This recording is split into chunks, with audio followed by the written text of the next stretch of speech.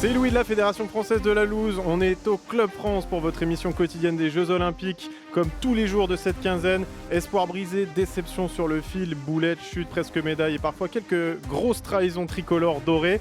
Pendant ces 15 jours, on est avec vous tous les jours pour décrypter à la sauce FFL le plus grand événement sportif du monde. Pour m'accompagner aujourd'hui dans cette quête des presque 80 médailles, mon acolyte Antoine. Est-ce que t'es chaud Antoine aujourd'hui ? Super chaud parce que Léon Marchand ne nage pas aujourd'hui. Ah c'est vrai qu'on a ça c'est la bonne nouvelle.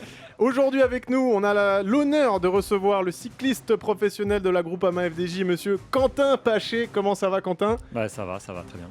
Tu nous reviens, je crois, de Lille, hein, c'est ça. Où tu t'es mis dans le bain olympique. Exactement, j'ai vu deux journées de basket, deux belles journées. On va pouvoir en parler tout de suite. Avant ça, je vous propose qu'on commence, comme chaque émission, à faire le petit fil rouge du matin. C'est le fameux tableau des presque médailles. Est-ce que ça te parle, ce tableau, Quentin ? Ouais, je suis ça de près. Vous avez pas ça en cyclisme vous célébrez les 4e places un peu en cyclisme ou Ouais, pas ? on les célèbre bien. Top ouais. 4, c'est bien. Ça fait des points UCI. Le mieux, c'est le top 11. Le fameux Top top 11. 11. Ceux qui suivent le vélo, ils connaissent le top 11. Le fameux top 11. Le fameux top 11 de Tony Galopin. Exactement. Rappelle-nous un peu, Antoine, le principe du tableau des presque médailles et où on en est surtout aujourd'hui. Le tableau des presque médailles, c'est très simple. C'est les fameuses places d'honneur, les places du con, comme on dit, mais chez nous, les cons sont rois. Donc la France, effectivement, est 7e de ce tableau, loin derrière l'Italie. L'Italie qui, en fleuret féminin, a fait un triplé incroyable hier. 4, 5, 6. Ouais, ça, on a de quoi être jaloux. Hein. Donc voilà, nous, on est juste 7e avec 2 4e places et 2 6e places devant la Hongrie, devant le Canada. Mais donc voilà. Bon, les jeux sont encore longs, on aura le temps d'aller gratter des places dans ce top 10, surtout que là en plus je crois qu'on est mieux classé au classement des vraies médailles que des presque médailles. Personnellement, je vais aller voir Tony pour faire quelque chose là. Cellule de crise en ce moment à la FFL. Je vous propose maintenant qu'on a un petit point sur les presque médailles, qu'on transitionne gentiment vers les actus de la veille, tout ce qui s'est passé hier. Il s'en est passé des choses. Alors déjà, on peut parler de ce que tu nous as fait comme petit périple, Quentin, pour aller voir le basket à Lille. C'était comment ? Franchement, le basket, c'était vraiment cool. La salle était vraiment chouette. Donc, tu étais à États-Unis, Serbie, hein, c'est ça ? Non, pas tout à fait. J'étais à Soudan du Sud, Porto Rico. C'est le même niveau à peu près. Non, mais franchement, il y a du jeu. En vrai, c'était vraiment agréable à regarder. Et même le match féminin, l'Espagne contre la Chine, ouais. Où il y a eu une prolongation. Et franchement, ouais, ça jouait bien. La veille, on avait vu aussi l'Australie, l'Allemagne. Non, il y a vraiment un beau tournoi et puis le stade est vraiment chouette en vrai. Ce qu'ils ont fait avec le stade Prément-Roy, c'est vraiment cool. Ouais, t'as pu voir la France jouer encore ou pas ? Non, j'ai vu la France dans un bar. Dans un bar ? Ouais. Trop bien. Respect sportif, ça va dans les bars. Il y a une bonne ambiance. Ouais. J'ai pas dit ce que j'avais vu. Avant ou après le match ? En même temps. Ouais, attention, hein, parce que les sportifs qui boivent des grandes bières, c'est pas bien. Hein. Non. Et t'es confiant pour la France en basket là ou... Pour l'instant, ils ont fait une belle entrée dans le tournoi. Ils n'ont pas gagné leur match de prépa, mais au final, c'est pas ce qu'on leur demande. Hein, donc, on va voir. Ça, c'est une vraie réponse de sportif pro, tu vois. La langue de bois. On est focus sur l'objectif. Non, mais c'est bien. On a eu hier en vélo, en tout cas en VTT, on a eu un magnifique titre magnifique, pas pour la FFL, de Pauline Ferrand-Prévot qui a écrabouillé littéralement la course. T'as regardé ça ou pas ? Ouais, j'étais dans le stade, mais on regardait sur le portable. Ah ouais ? Ouais, mais bon, c'est incroyable parce que franchement, Pauline, c'est une résilience de fou. Elle a fait pas mal d'Olympiades où elle a eu des galères. Et au final, être titée ici à Paris, c'est quand même, je pense, la plus belle des récompenses. C'était la belle histoire en vrai. Elle a un palmarès de dingue. Hein. Je sais pas si les gens se rendent compte, mais elle a un palmarès long comme le bras. Et là, c'est la série. Il lui manquait que ça. Et justement, parce qu'elle a tout gagné en vélo, je crois, sur route, en VTT surtout. VTT, cyclocross. Mais elle a même été championne du monde route. Hein. Alors, je crois que c'était Ponferrada. En fait, elle a fait les 3 titres sur une année tournante. C'est-à-dire qu'elle a été championne du monde VTT, route. Et cyclocross en moins d'un an. Pas sur la même année civile, mais en moins d'un an. Et ouais, elle faisait tout à l'époque. Elle a fini le jeu en VTT, quoi. Alors en VTT, ouais, elle a fini le jeu de. Du coup, avec ça. Elle veut faire le Tour de France, j'ai entendu. Ouais, ce que j'ai entendu, elle va revenir sur la route. Depuis qu'elle était sur la route, en fait, le cyclisme féminin a vachement évolué. Ça s'est vachement structuré. Il y a plus de compètes et tout ça. Donc elle va revenir dans un nouveau milieu. Et ouais, franchement, je suis impatient de voir ce que ça va donner parce que c'est un moteur de ouf, hein, Pauline. Donc, mais je sais pas si tu as suivi aussi la Hollandaise dans cette course. Vous avez un petit truc pour nous là. La pauvre, c'est horrible. Elle était deuxième derrière. Puck Peters, non, c'est ça ? Ouais. Et crevaison au pire des moments, en plus crevaison de la roue arrière. Elle se fait dépasser parce qu'elle crève. En plus, c'est la roue arrière, donc elle met 30 secondes et elle finit 4e. Voilà, je pense à nos amis hollandais. Ils ont une fédération nationale de la loose en Hollande ou pas? S'ils l'ont pas, ils peuvent la créer pour elle. Mais c'était une Hollandaise. C'était une Hollandaise qui avait célébré à Tokyo alors qu'elle était 2e la course en ligne. C'est possible. Ça, c'était tellement longtemps après la première. C'était un grand moment pour moi. Mais alors décharge pour la course en ligne, il y a pas d'oreillette. Du coup, t'es vraiment à la merci. T'es vraiment à la merci de comment dire, de ce que tu vois, tu vois. Et si tu étais un petit peu distrait au moment où elle est partie, peut-être tu sais pas. Ouais, surtout que c'est long, quoi, parce que c'est 4 heures, 4 ou 5 heures la tête dans le vide. Après, c'est aussi arrivé sur le Tour de France avec oreillette. Ah, oui, il y en a qui ont moins d'excuses. C'est vrai. J'ai oublié, c'est Philipsen qui fait ça. Et je crois que oui, c'est Philipsen qui fait ça. Derrière Van Aert. Mais il était parti trop vite, Van Aert, c'est normal. Ah oui, c'était l'étape du Cap Blanc-Nez. J'étais là en plus. Du Goéland. Elle est incroyable celle-là. D'ailleurs, est-ce que tu as regardé aussi, toi qui es cycliste pro, est-ce que tu as eu un œil sur le contre-la-montre ou pas? Parce qu'on a vu que tu avais récemment commencé à aimer le contre-la-montre. T'as vu? On t'a vu tout donner là sur le dernier contre-la-montre du Tour de France. Ouais. Tu t'es bien amusé quand même? Ça avait l'air dur quand on te voyait là, t'étais à bloc. C'était un beau chrono. Franchement, c'était un beau chrono parce que des chronos, il faisait quasiment 1 heure, on montait un col, on voit pas ça le reste de l'année. Franchement, c'est pas un chrono classique, souvent c'est assez roulant. Et franchement, pour terminer le tour, c'était quand même sympa. Et puis j'avais encore un peu d'énergie, donc j'ai mis ce qui me restait. C'est parce que tu avais la famille là-bas, tu voulais faire voilà, c'est ça, je voulais finir en beauté et puis être pressé d'être à l'après-tour, on va dire. Est-ce que tu t'es découvert des aspirations de chronomane ou c'était vraiment juste parce que c'était montant, tu t'es dit vas-y, je me fais un kiff? Après, il y a aussi le fait que ce soit le dernier jour d'une course de 3 semaines, c'est quand même pas la même chose que sur un chrono sec. Il y a aussi la récupération tout au long des 3 semaines et voilà la fraîcheur que tu as encore en fin de tour. Et ça, on va dire que c'est vraiment différent comme type de chrono qu'un chrono d'un jour, comme ça peut être là sur les JO. Est-ce que tu as été surpris du résultat du chrono, de voir Evenepoel presque en balade? Non, en balade, non. Mais non, franchement, Evenepoel, le truc, c'est qu'il a un CX, c'est la pénétration dans l'air. Il a vraiment une position, elle est parfaite. Et couplé à ça, il est vraiment hyper performant. Et ce qui fait que il est hyper rapide, quoi. Et, non, franchement, par contre, j'avais un peu de peine pour les mecs qui étaient là-bas parce que la météo qu'ils ont eue, c'était franchement pas terrible. C'était du ventre-glisse. Ah ouais, non, franchement. Et puis c'est stressant. Déjà, un chrono, c'est stressant parce que tu avais énormément de vitesse. Et tu rajoutes à ça un petit peu les bandes blanches dans tous les virages, les pavés un petit peu à un moment qu'ils ont passé. Le bitume dégueulasse de Paris. Ganna, il a failli s'en mettre une belle à un moment. Ouais. Ah, il est pas passé loin. Et surtout quand tu vois les femmes passer un petit peu avant, tu vois tu t'en vois qui tombent. Est-ce que tu as vu ce plongeon quand même du mécano? Ah oui. Il y a un truc qui a pas été vu, mais il y a un mécano de la FDJ qui bosse aussi pour la Fédé française qui s'en a mis une petite. Donc voilà, petite dédicace à lui. On veut les images. Ah, je les ai, mais ah ouais. On mettra ça en ligne. On corrompt les sportifs. Ils balancent contre leur propre collègue. T'es plus à la Groupama FDJ dans 2 ans, mais c'est bon. Sache que tu seras pas renouvelé, mais au moins on aura du contenu. Et en reparlant du coup du contre-la-montre, est-ce que tu as été surpris de voir justement, je reviens sur Evenepoel, le mec qui fait 3e pour son premier Tour de France, et de le voir aussi frais comme ça, encore déglinguer tout le monde sur le contre-la-montre, où tu disais il est juste trop fort? Non, mais le Tour, ça peut être aussi, je pense, on le verra pour la course en ligne, mais je pense que le Tour, c'était entre guillemets la meilleure prépa. Y a rien de plus intense en termes d'entraînement, entre guillemets, que le Tour. En plus, couplé à ça, on est un staff qui est là H24, c'est-à-dire que pour récupérer, c'est le meilleur environnement. Après, en gros, souvent les coureurs qui font une compétition une semaine après le Tour, comme ça, ils vivent la semaine d'après, limite comme une 4e semaine du Tour. Ils sont massés, ils récupèrent, ils sont dans le même environnement. Et moi, j'avais fait ça quand on avait fait les championnats du monde à Imola. C'était une semaine après le Tour.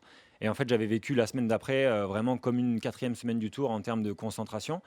Et au final, la fatigue, elle arrive après, quoi. Et c'est pas usant mentalement un tour pour repartir derrière? Si, c'est usant. Mais après, en fait, à partir du moment où on est mentalisé, on sait qu'on est parti pour 3 semaines de tour, une semaine de récupération, bonus, prépa et les JO. Il y a toute une mécanique qui se met dans l'esprit, entre guillemets, en position. Et au final, ça passe bien. Mais la fatigue arrive après, par contre. Ok, et sur ce début de jeu, est-ce que tu as suivi d'autres perfs françaises avec intérêt? Je pense par exemple au rugby à 7, à Léon Marchand, ou même, je sais pas, est-ce qu'il y a d'autres sports que toi tu as kiffé regarder? Ouais, j'ai regardé, forcément j'ai regardé les matchs de rugby à 7. En vrai, je vais pas mentir, c'était un sport que je découvrais.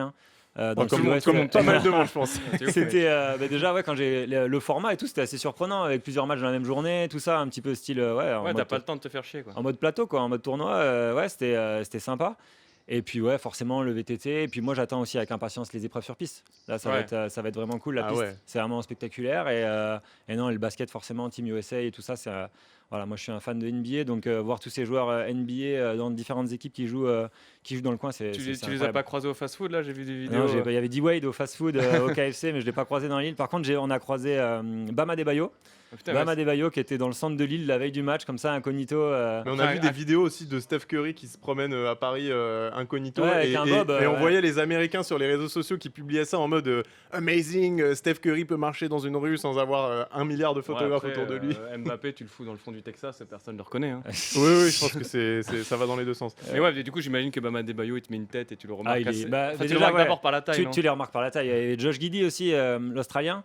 Et parfois tu les vois en fait quand ils sont qu'entre eux sur le terrain, tu as l'impression que c'est des mecs un peu random en termes de taille et tu les mets dans la population normale. Il fait quoi? Il fait bien 1m90 Giddey? Non, mais il fait quasiment 2 mètres. Non, c'est un grand meneur, c'est un 2 mètres. Il fait 2 mètres. Hein. Et pareil, il se baladait avec son petit survêt australien en centre de l'île et tout, peinard. Ouais, c'est ça les J aussi. Moi ce matin en venant ici, j'ai croisé, je sais plus, c'était l'équipe d'Espagne de triathlon qui faisait son footing pas loin des de pickleball, ouais. Pour ceux qui se demandent, c'est parce qu'il y a un terrain de pickleball juste à côté de notre studio Radio France. Et pour mettre Quentin dans le bain ce matin, on s'est fait une petite game de pickleball, voilà. Je crois qu'il est parti pour arrêter le cyclisme. Ouais, j'ai pris un contact pour ma licence. Ouais. Bon bah écoute, je te propose qu'on focus un petit peu plus sur toi et ta carrière maintenant qu'on a bien débriefé ce début de Jeux Olympiques. Qu'est-ce que t'en dis? Allez, let's go. Move. Objectif 80 médailles. Alors Quentin, forcément, toi t'as fait beaucoup de belles perfs dans ta carrière, beaucoup de top 10. Comme sur ce Tour de France d'ailleurs, hein, dès la deuxième étape tu fais 3e. Mais on dirait que la win ça t'échappe encore un petit peu. C'est quoi, peut-être pour nos auditeurs, c'est quoi ton rapport avec la victoire aujourd'hui? Qu'est-ce qui t'échappe encore pour aller trahir la FFL? Si j'avais la réponse, je crois que je l'aurais mis en place. Ouais. Je cherche encore la réponse, on va dire. Effectivement, beaucoup de gens l'ont découvert via le document Netflix, mais chacun, en fait, contrairement peut-être à une course de marathon, chacun a un peu son rôle dans une équipe cycliste. Toi, c'est quoi? Comment tu qualifierais ton rôle? En fait, comment dire, une équipe cycliste, c'est un peu comme une équipe de foot. Hein. Il va y avoir chacun a un petit peu son poste, comme tu le disais. Et après, ça dépend forcément des circuits, ça dépend de la forme de chacun. Moi, on va dire que sur une course d'un jour qui est un peu punchy, je vais dans les coureurs de l'équipe qui sont protégés. Après, par contre, quand on arrive sur des grands tours où il y a pas mal de hautes montagnes et tout ça, moi, c'est moins mon terrain. Donc forcément, je vais être plus dans un rôle d'équipier et de soutenir justement les coureurs de l'équipe qui grimpent le mieux, comme David, comme Lenny Martinez, David Gaudu. Et du coup, le but, ça va être d'être échappé avec eux et de leur servir de soutien, rouler de bouffer du vent à leur place. Bouffer du vent, leur ramener les bidons, ça c'est un peu le basique. Mais ouais, il y a plein de façons de se mettre au service de l'équipe. Tu te qualifies plus puncher équipier. Ouais, puncher, on va dire. Puncher solidaire. Puncher solidaire, ouais, exactement. J'ai l'impression que puncher, c'est un peu le truc qui passe partout. Puncher, c'est un peu le mec qui grimpe pas en haute montagne et qui est pas sprinter et il est un peu entre les deux. C'est-à-dire il monte Montmartre à bloc et puis il fait la descente aussi. Du coup, le Tour de France qui vient d'arriver là, c'était un peu galère pour les punchers. Il y avait pas beaucoup de terrain d'expression pour les mecs comme toi au final. Ouais, exactement. Parce qu'on le rappelle, il y a eu beaucoup d'étapes de sprint. Je crois il y en a eu 8 et après il y a eu beaucoup d'étapes de haute montagne qui ont été bouffées par Pogacar. C'est ça. Et du coup, il restait peut-être 2-3 étapes des miettes. Ouais, les étapes qui étaient pour puncher, au final, c'est celles qui sont arrivées en échappée. Donc moi, ça fitait bien. Comme l'arrivée à Bologne où je fais 3. Ouais. Il y avait l'étape de Barcelonnette aussi qui était vraiment attendue pour les coureurs dans mon profil. Et qui a été remporté par Victor Campenaerts. Ouais. Et donc voilà, il n'y a pas beaucoup d'opportunités comme ça, mais il y en a. Et donc du coup, faut les cocher. Et les jours où c'est pour toi, et faut pas du coup, il y a tous les punchers. Faut pas se rater. Ouais, il y a du monde qui tape à la porte. J'imagine que t'es pas le seul à vouloir gagner des étapes du Tour de France. Exactement. on est assez nombreux. Et d'ailleurs, tiens, dans cette thématique des victoires, on a quelqu'un qui nous a envoyé une question pour toi. Ouais. C'est notre ami Charlie qui est entré en contact avec Valentin Madouas, ton coéquipier. Il avait une petite question à te poser. Une question aussi qui va bien avec la FFL. Comme tu n'as pas encore gagné de course, on l'attend tous d'ailleurs, cette victoire. Quelle course rêverais-tu gagner pour de vrai, la première de ta carrière ? Question de Valentin Madouas, ton coéquipier à la Groupama FDJ, qui sera d'ailleurs lui sur la course en ligne ce week-end. Hein. Des JO. Non, en vrai, si jamais je devais en gagner qu'une, ce serait une étape de grand tour. Je pense on va dire, c'est pas du terme du rêve. Je pense qu'il y a une part de réalisable, hein, forcément. Bah oui, si t'as fait 3, c'est vraiment le rêve, le maillot que tu voudrais porter. Le maillot que je voudrais porter. C'est vrai, faire une journée en jaune, ce serait incroyable. Genre comme Bardet, la première étape du tour, comme ça, après t'as ta photo en jaune et après tu... après tu passes le tour en détente. Mais non, faut que les planètes soient alignées. Hein. Mais une étape de grand tour, on va dire que ça reste le Graal. C'est l'objectif. Ouais. Entre ça et un championnat de France. Ah ouais, un championnat de France, il y a quelque chose quand même. Enfin, t'as ton petit maillot, tu parades après pendant un an quand même. C'est vrai que tu flexes à un moment avec parce ce maillot. Parce que c'est ce qu'il a fait Valentin. Ouais, Val l'a fait. Après, je suis très pote avec Arthur, Richaud, qui a été 2 fois champion de France. C'est un truc qui reste quand même. Ouais, c'est vrai que le maillot de champion de France, c'est quand même quelque chose. Et ça peut paraître de l'ordre du réalisable aussi. Donc on va voir. Je suis pas encore à la retraite. Ok, bah en tous les cas, on te le souhaite. Et on avait vu aussi avec, on avait vu avec Antoine et Charlie. T'as émergé plutôt tard sur le World Tour. T'es passé par pas mal d'équipes de second plan avant de finir à la Groupama FDJ à 30 ans. Est-ce que c'était long? J'ai une petite anecdote de la loose pour ça. C'est-à-dire que toutes les équipes par lesquelles je suis passé chez les pros n'existent plus. C'est-à-dire que voilà, donc attention, faut pas. C'est un petit message pour Marc, si jamais, essaye de me conserver dans l'équipe. Non, c'est vrai, en fait, c'est ma 4e équipe chez les pros. Je suis passé par l'équipe de l'Armée Terre, qui était au niveau continental, l'équipe d'Elco Marseille, au niveau Conti Pro et l'équipe BNB Hotel. Et en fait, dans les 2-3 ans après chaque fois où je suis passé dans cette équipe et que je l'ai quitté, ces équipes et je l'ai quitté, les équipes ont mis la clé sous la porte. Donc T'as quitté BNB avant qu'elle se finisse. Ouais, j'ai quitté BNB juste un an avant que l'équipe s'arrête. Un papa, je vous manque et tout est dépeuplé. Exactement. Ouais. Donc on te souhaite et on souhaite surtout à la Groupama FDJ. Du coup, en fait, c'est de te signer ta pression contractuelle pour ça fait partie des négociations. Ouais. On leur souhaite de te signer jusqu'en 2048, du coup. Et ça t'a fait ça t'a fait quand même quelque chose d'arriver peut-être dans une équipe de plus grand standing, on va dire la Groupama FDJ, sans vouloir manquer de respect aux autres. Non, mais c'est sur le papier, de toute façon, c'est la plus belle équipe que j'ai fait en termes de structure. Il y a pas d'égal dans le parcours que j'ai eu avant. Après, là où c'est cool et où je suis fier, c'est que j'ai gravi les étapes dans le bon sens. Je suis parti d'une équipe vraiment de très petit niveau pro, vraiment l'access, on va dire. Et step by step, je suis arrivé dans une équipe pour le tour qui a des vraies ambitions et des vrais moyens. Donc c'est agréable on va dire que je suis rentré par la petite porte chez les pros. Et petit à petit, j'ai fait ma place et à force de travail. Hein. T'as fait les choses dans l'ordre. Ouais, je veux dire, toi, quand Pogacar il avait 2 tours, t'étais où à l'âge de Pogacar? Ah ouais, non, non, mais moi, je suis impressionné franchement par la précocité de plein d'athlètes, même des Remco, des Pogacar ou certains mecs qui sortent des juniors, ils arrivent, ils éclatent tout en World Tour. Ouais, moi, je me dis à l'époque, j'étais là, j'étais dans les courses amateurs, j'étais loin de leur niveau, loin de leur sérieux. Et... C'est ton côté girondin, tu mûris avec l'âge. Comme le vin, tu parles du vin girondin, c'est pour ça. Oui, girondin du vin. Ah bah tiens, transition toute trouvée. Vu qu'on parle de toi en tant que cycliste, ça donne quoi le Quentin Paché, fan de sport, quand il a pas les fesses sur la selle? Qu'est-ce que t'aimes? Est-ce que t'es... on a parlé des Girondins. Ouais. T'es fan de quelle équipe, de quel club, de quel sport? Déjà, je suis fan des Girondins pour toujours. T'es fan de quelle équipe professionnelle, on voulait demander. Oui, voilà, le bas blesse, hein, mais depuis tout petit, je suis fan des Girondins. Ouais. J'ai grandi pas très loin de Bordeaux, donc forcément, j'allais au stade Lescure étant petit. À l'époque, c'était des joueurs comme Paoletta et tout ça. Franchement, c'était... vous étiez gâtés. Paoletta, Gourcuff, des mecs comme ça. Cheikh Diabaté aussi. Zidane. Cheikh Diabaté pour les furistes. Impossible de pas l'aimer. Grand dérogador. Grand attaquant. C'est clair. Et après, je suis un grand suiveur de l'NBA. Ouais. Un gros fan de Kevin Durant. Donc je change pas mal de franchise. T'as fait toute la NBA, quoi. Ouais, là je commence ça coûte cher en maillot. Exactement, ça fait du jet lag. Mais beaucoup la NBA aussi, et forcément un peu le foot avec les Girondins, mais bon, pas pratique pour le sommeil, la NBA. Patient. Ah ouais, non, je regarde le lendemain. Midi, une petite émission sur. Mais ça, c'est un truc c'est un truc Groupama FDJ, ça, de kiffer à fond la NBA, parce que je sais que Arthur Vichot, justement, lui, c'est un piqué de NBA là. Ah, c'est lui qui m'a mis à la NBA, ouais, carrément. Parce qu'Arthur, lui, il fait même les ligues fantasy. Je l'ai initié au fantasy là où tu dois mettre tes paris, tes pronostics pour battre tes potes. Exactement. Et il s'est inscrit. Le premier move qu'il fait, il s'est inscrit dans 3 ligues. Une avec moi, hein, on a une ligue ensemble. Vous avez une ligue ensemble. Ouais. Ah ok, donc c'est lui en fait C'est lui qui tire tout le monde vers la NBA, exactement. Fais gaffe parce qu'on commence par la NBA, après on fait tous les autres sports perso. Le pickleball, tu crois, il y a une ligue fantasy ou pas? Ouais, je connais. Je sais pas où ça marche le pickleball, aux États-Unis seulement. Oh Canada, oui, ça marche bien en Amérique du Nord. Ouais, je sais qu'au Canada, ça. Mais là, je sens que ça arrive fort en France. Chez les bouffeurs de donuts. Chez les bouffeurs de donuts. Et on en parlait des Girondins. Et toi qui es un grand fan de foot, j'imagine que l'esprit un peu ultra fan, ambiance, fumigène et tout, tu dois kiffer un petit peu. Ouais. Est-ce que comment tu vis là l'espèce de j'ai pas envie de dire de transition, mais de nouvelles vibes qu'il y a dans le cyclisme et sur le tour ces dernières années. C'est ton 4e tour, c'est ça? C'était mon 4e tour, c'est ça? Est-ce que tu as vu une évolution déjà en 4 ans? Ah, quand même. Après, déjà, mon premier tour, c'était un tour Covid, donc c'était pas ouf niveau. Tu partais avec des standards. Je suis parti du. Ouais, voilà, c'était les boucles de la Moselle, quoi. De l'Eure-et-Loire, ouais.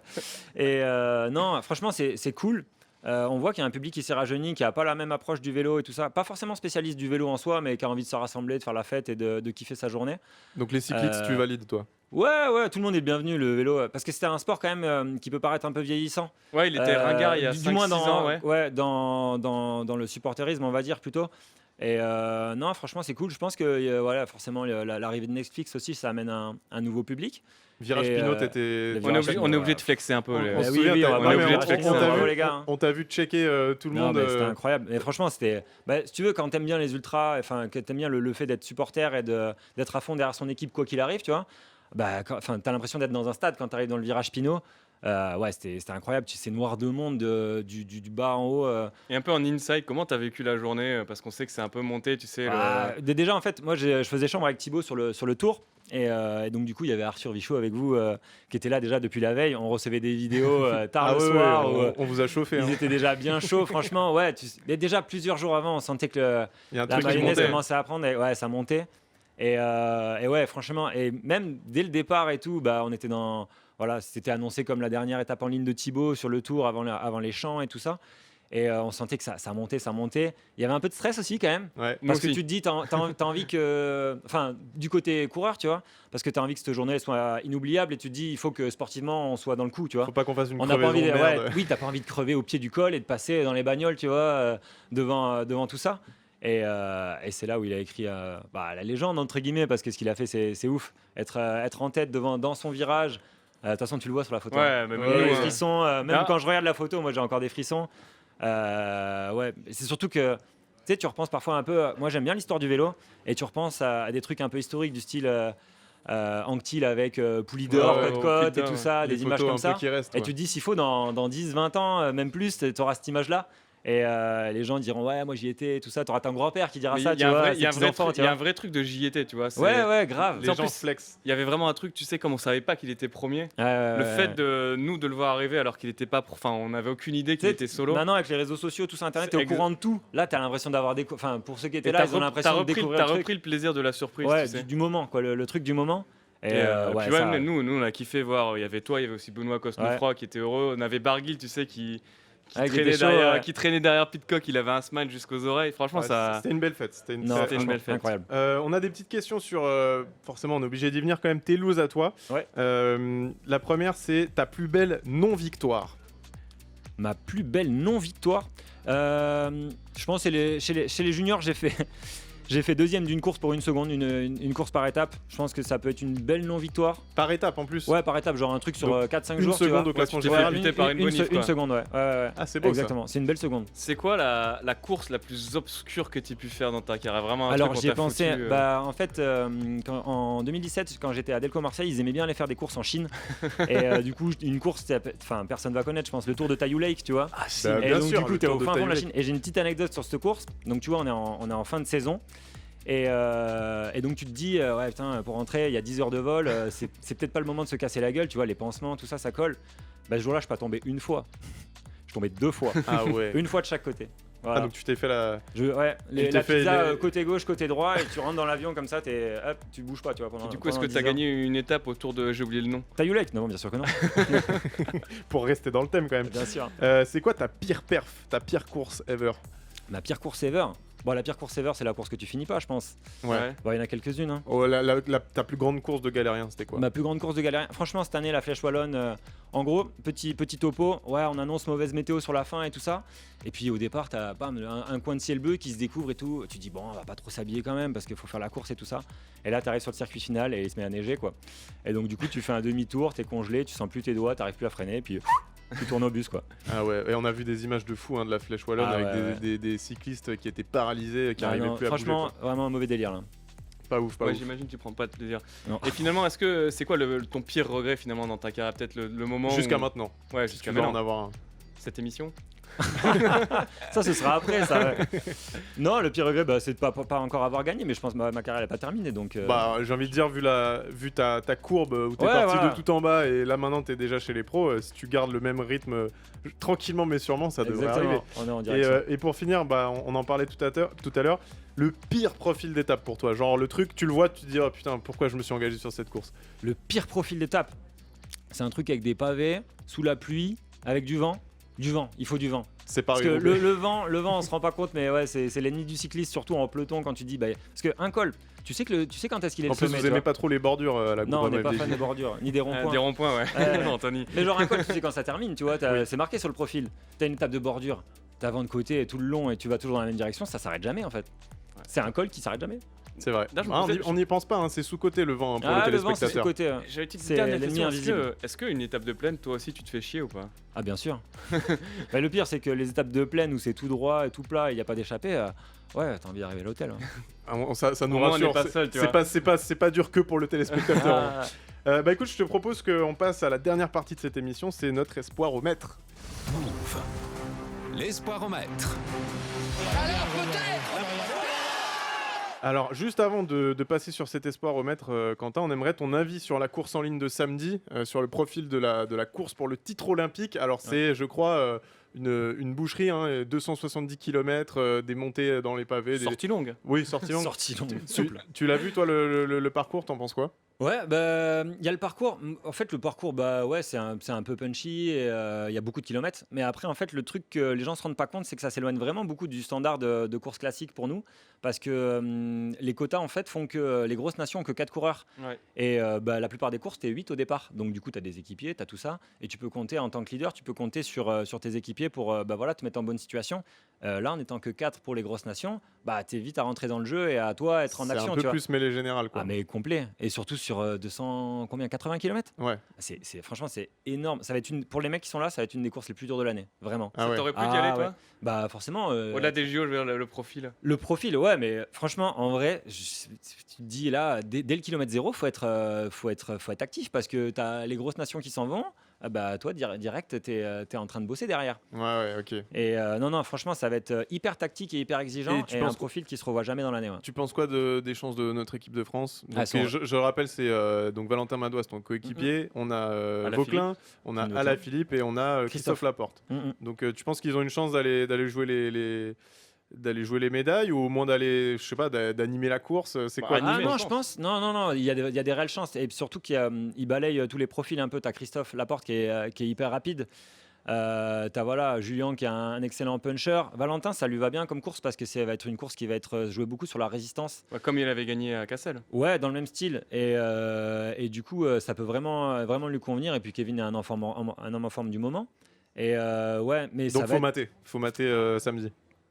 Bien sûr, faut mater. Et il y a qui à regarder sinon? Tu penses que c'est aussi pour Evenepoel? Les Belges forcément. Ouais. Evenepoel. Après, à qui on peut penser? Van der Poel. Van der Poel, attention. Hein. Ah bah ouais, lui, Van der Poel, il a fait son tour en gestion et là, il va sortir. Il fait pas le VTT. Il a un vrai tour de prépa, quoi. Ouais, il fait pas le VTT cette année. Il a fait le tour en zone 2, lui. En gestion. Et du coup, non, franchement, ça peut être un mec ça peut être un tueur sur une course comme ça. Ok, écoute, on va suivre ça avec grand intérêt. Merci pour tes petits éclaircissements. Antoine, si tu devais aller nous sélectionner trois disciplines aujourd'hui à regarder avec des trois potentielles gros espoirs. chances. Je pense que le plus gros espoir du jour, ça reste Enzo Lefort au fleuret. Hein.